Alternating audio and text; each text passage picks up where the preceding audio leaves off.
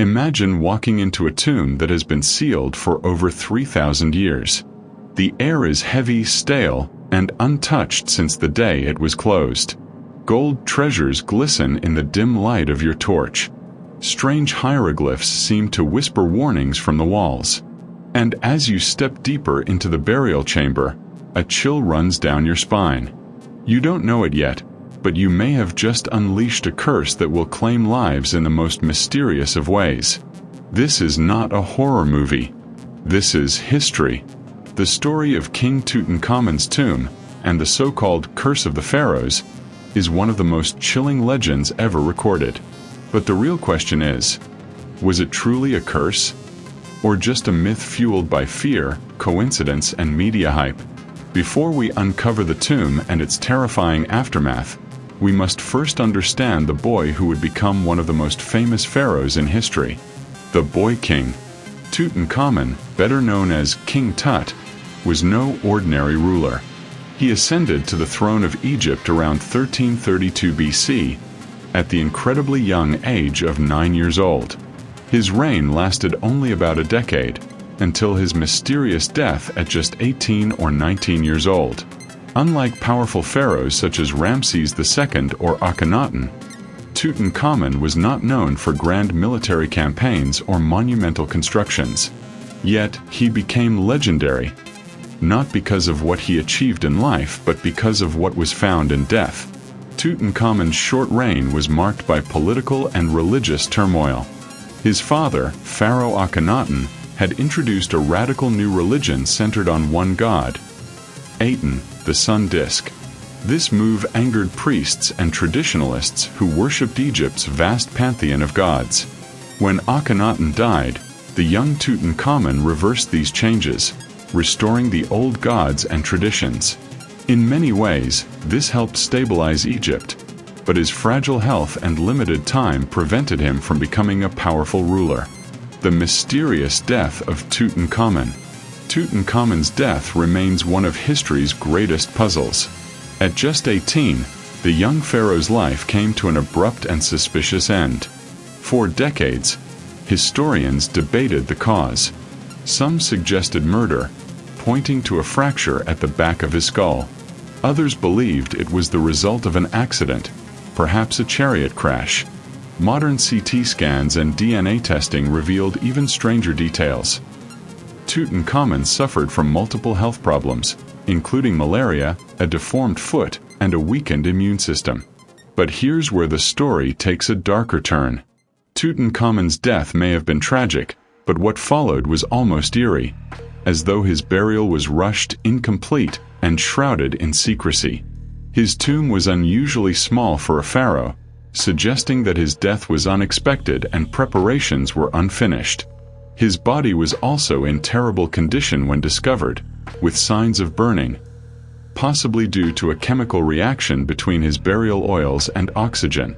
Was this an accident, or something more sinister? A forgotten pharaoh until his tomb was found. For over 3,000 years, Tutankhamun's name was nearly erased from history. Other pharaohs built massive temples and colossal statues to immortalize themselves, but Tutankhamun was forgotten, a minor ruler overshadowed by greater kings.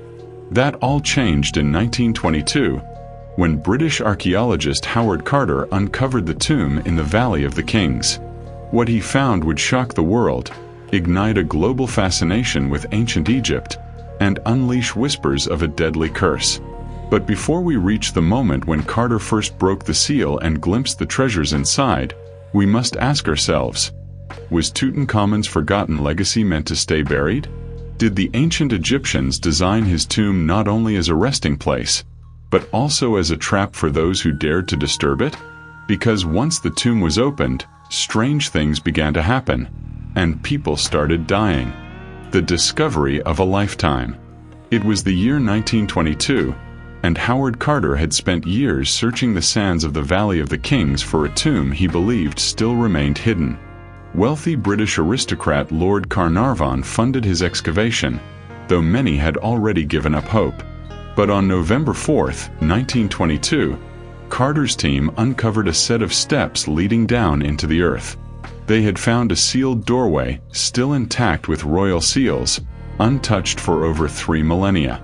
When Carter peered through a small opening into the burial chamber, his patron Lord Carnarvon asked, "Can you see anything?" Carter, with trembling hands, replied with words that would echo through history. "Yes. Wonderful things." Inside lay treasures beyond imagination.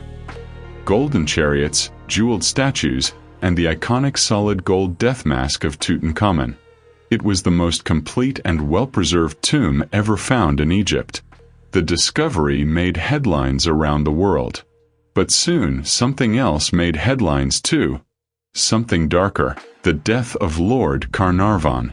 Just months after the tomb was opened, Lord Carnarvon fell ill. A mosquito bite on his cheek became infected, and within weeks he was dead. The strange part: the cut was on the same spot where Tutankhamun's mummy had a wound.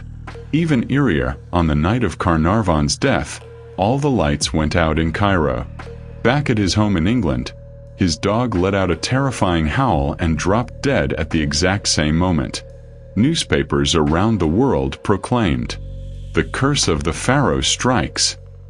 The curse takes hold. From that point onward, the idea of a curse captured the world's imagination. Reporters claimed that an inscription inside the tomb warned, "Death shall come on swift wings to him who disturbs the peace of the king." Although Carter himself denied the presence of such a warning, the myth had already taken root. Every unusual death connected to the excavation was now seen as proof of the curse. Soon after, other members of the team met strange fates. George Gould, a wealthy visitor to the tomb, died of a sudden fever the day after seeing it. Aubrey Herbert, Carnarvon's half-brother, mysteriously went blind and died shortly after. Arthur Mace, another member of Carter's team, also died suddenly in 1928. In total, more than a dozen deaths within a decade were blamed on the curse. The world was gripped with fear. Was Tutankhamun reaching out from beyond the grave to punish those who disturbed his eternal rest? Howard Carter's survival. But here's where the story takes an even stranger twist. The man who first opened the tomb, Howard Carter himself, lived another 16 years after the discovery. He died peacefully in 1939 at the age of 64, with no signs of the curse. This contradiction fueled debates. If the curse was real, why didn't it claim the man who disturbed the tomb the most? Was it selective? Or was the entire story exaggerated by newspapers hungry for sensational headlines? Science versus superstition. In recent years, scientists have tried to explain the so-called curse. Some researchers suggest that deadly mold or bacteria inside the sealed tomb may have poisoned those who entered. Others argue that it was nothing more than coincidence, magnified by fear and rumor. Still, there are details that remain chilling. The eerie timing of deaths, the blackout on the night of Carnarvon's passing, and the fact that so many connected people suffered unusual fates, all of this keeps the legend alive. Even today, Egyptologists entering ancient tombs proceed with caution, not just out of respect for history, but perhaps also for fear of forces we still don't fully understand. Modern investigations into the curse.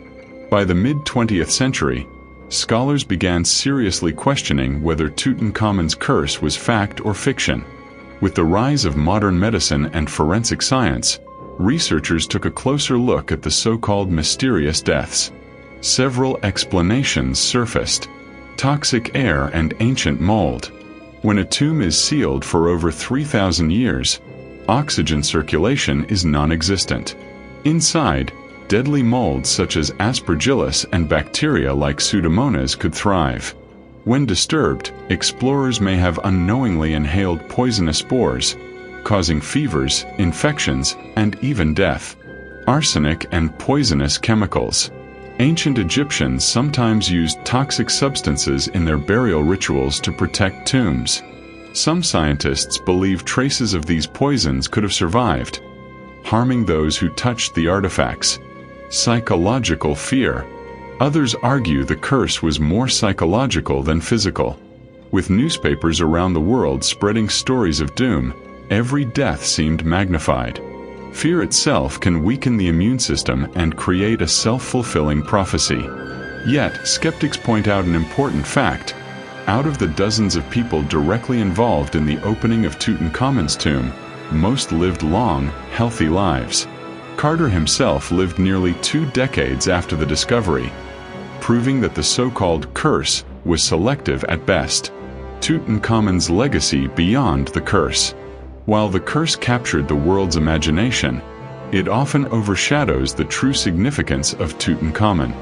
King Tut's tomb provided historians with an unprecedented glimpse into ancient Egyptian life. Unlike other royal tombs that had been looted, his remained almost completely intact.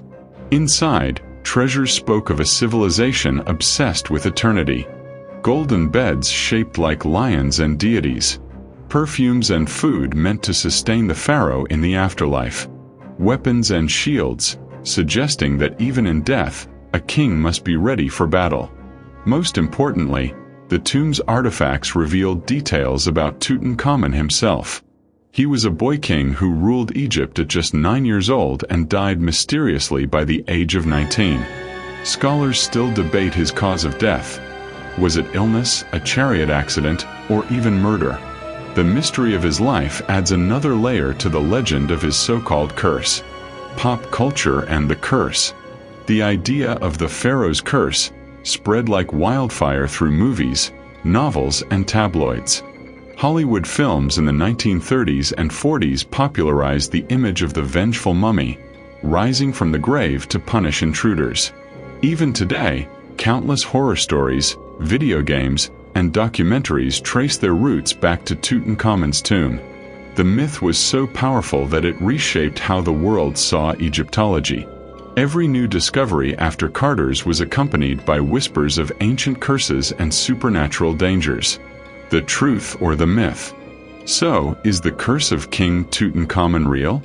The truth lies somewhere between history and legend. While science can explain many of the deaths as coincidence, infection, or psychological fear, there remains something undeniably haunting about the tale. The strange timing of events, the eerie blackout in Cairo, the sudden howling death of a dog thousands of miles away, these are not so easily dismissed. Perhaps the real curse was not a supernatural punishment but rather the obsession it created. For more than a century, humanity has been captivated, even haunted, by the boy king who lived and died thousands of years ago. Even now, as tourists line up to see Tutankhamun's treasures in museums, the question lingers: did we disturb a king's eternal rest? Or did we invent a curse because we feared what we could not understand? One thing is certain: the legend of Tutankhamun's curse will never die. Backhand index pointing right. If mysteries like this fascinate you, make sure to subscribe to Chrono Enigma, where history's darkest secrets are uncovered, one story at a time.